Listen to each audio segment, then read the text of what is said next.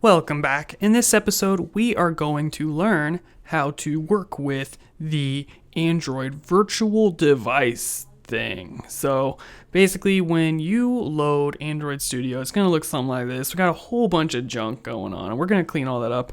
But the one thing you'll notice is, watch this. All right, first, if you click this little arrow, that's what I'm talking about. AVD, Android Virtual Device Manager. That's what we're going to be talking about. But first of all, we're just going to click this little play button. We got our app started, and it says error running app. No target device found. You can see that down in the bottom. So what in the world does that mean? It means we need to select a device to run this application on. So we can't just run it on our computer like you would if you're in Eclipse programming Java. You just run it and it runs in the console. Boom, everyone's happy. It doesn't quite work that way with Android Studio. You actually have to have a location. So you go to select a device, and look, there's nothing on here except open AVD Manager. So that's what we're going to start with. All right, so on here, this is where you manage all of your virtual devices. So by virtual devices, it means they're not physical devices. It just looks like you have the smartphone or the watch or whatever it might be on your computer, and you can click around using your touchpad or mouse or whatever you're using. So let's create a virtual device, and you get a whole bunch of different phone options pop up here. So you can see here are the Pixel phones. We have some of the Nexus, yada, yada, yada. I'm not really a huge Android user. I know Java. Obviously, I know a little bit about Android development, but my day-to-day use phone, at least of right now, is an Apple phone. So I don't know all the differences between all of these, but hopefully that's something we can explore as the series goes on if we need to explore different options on here. So we're going to start with the Pixel phones, and we're going to go with, let's go with Pixel 3a. That looks fun. And then you click Next and select a system image. All right, so these system images, well, these are basically the different editions of the Android operating system. So you can select one on here, and you can see over on the right what Android version it's talking about. So they just have little code names. So Q, that's the latest one, at least for me, that is 10.0. Now, you can also see the API level distribution chart. You can also find it if you X out of this. There's a little link down here at the bottom. And this is going to actually it doesn't even open up a new web page. It just shows it all right here. That's kind of cool. So it's going to show which editions are the most popular. So what I'm going to do is I'm going to close out of this. And I'm also going to close out of this for a second because I want to show you this web page. If you click this, you can see this distribution dashboard where you can get a little bit more info about the different distributions. And if you just want a little bit more information, you can use that web page as well.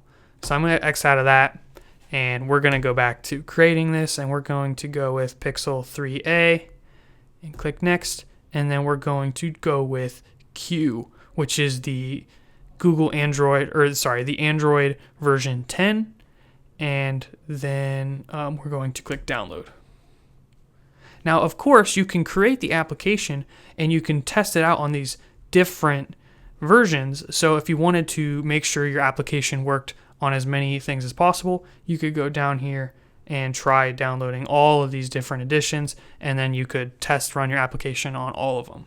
Just be warned, as you download all these different phones and all these different editions, you're going to fill up a lot of space on your hard drive, so you might need to keep that in consideration. Hopefully you have enough storage. I'm on a 256 gigabyte laptop, so I probably can't go download every single one of these, so I'm just going to stick with one for now, and then we'll explore from there. All right, it looks like this is done. So what we're going to do is we're going to hit Finish. Then we'll hit Next. And then we can give this a name. That looks like a pretty good name. I think I'll name my first child that, Pixel 3a API 29. You can choose the startup orientation, a bunch of other stuff. We'll just hit Finish. All right, there we go. So we have our device. It works exactly like a smartphone. It's really cool.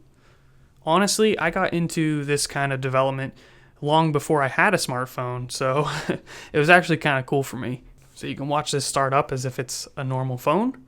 and you can see there's all kinds of different button capabilities. So since you don't have physical buttons, it looks like some of them are over here. So you can increase the volume or decrease it. You can tilt the phone for different rotation capabilities. You can take a screenshot, zoom, and then go back, home, and overview, and more. So lots of different capabilities there. And it might be a little slow. That's because you're running basically a system inside of a system, and I'm recording the whole process. So it's going to be a little bit slow for me. Hopefully it's a little faster for you. It just depends on what kind of machine you got and how beefy it is. I'm on the base model 13-inch MacBook Pro from 2015, I think. So it's been a couple years, about 5 years. So. Wow, my goodness, about time it started up. So we launched this from the little play button here, which isn't going to automatically launch our app. If you want to do that, which it's not going to take nearly as long, you can X out of your virtual devices and you can hit the play button right there. And this is going to build, and then it will show up over here on your device. My computer literally sounds like it's going to explode, so sorry about that. Alright, it looks like it loaded, and you can see it says Hello World. So we didn't even have to type it out, it just did a Hello World for us. So we got our first application.